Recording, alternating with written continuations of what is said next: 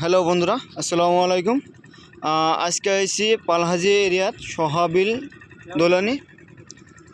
এটা হলো ধান ক্ষেত। এটাতে হইল আপনার ইন্দাম শক্তি ধান।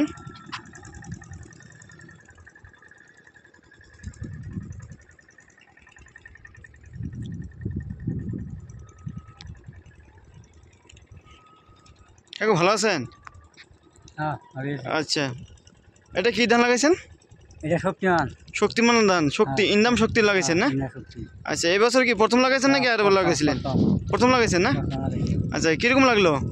লাগলো তো ভালো এখন। আচ্ছা, ভালোই লাগছে না? যাই ইন্দাম শক্তি লাগাইছে এটা, এই বছর প্রতি মনে করছে, দেখে ভালোই লাগছে।